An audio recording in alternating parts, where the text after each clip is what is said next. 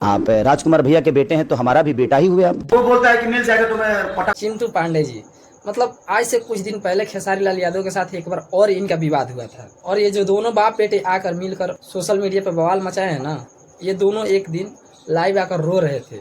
सबसे पहले हम इनके पिताजी का लाइव दिखाते हैं, वो कैसे रो रहे थे। अगर मुझे या मेरे बेटे को कुछ भी हुआ है उसका जिम्मेदार सिर्फ खेसारी लाल यादव होगा। मैं बहुत ज्यादा टूट चुका। इस लाइव को देख लिए, आपको देखने के बाद क्या लगा? क्या कोई झूठा लाइव है?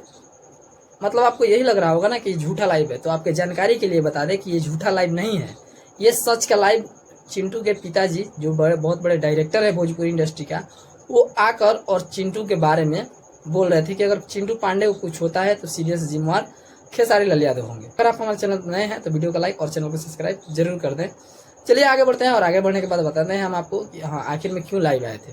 तो बात कुछ ऐसा है कि आज से कुछ दिन पहले चिंटू पांडे के साथ विवाद हो चुका था, और विवाद कुछ इतना हो चुका था खेसारी लाल यादव से भी नहीं रहा गया। वो बोलता है कि मिल जाएगा तुम्हें पटक पटक के मारूंगा। बताइए, मारने के लिए ताकत चाहिए बेटा, बच्चा है तू अभी। राजकुमार पांडे भी आकर कुछ बोले, तब जाके ये दोनों बाप बेटा लाइव आकर रो रहे थे। आज से कुछ दिन पहले आप याद कीजिए, जब आप लाइव आकर आपके पिताजी रो रहे थे कि अगर कुछ भी होता है तो उसका सीधे जिम्मेवार खेसारी लाल यादव होंगे।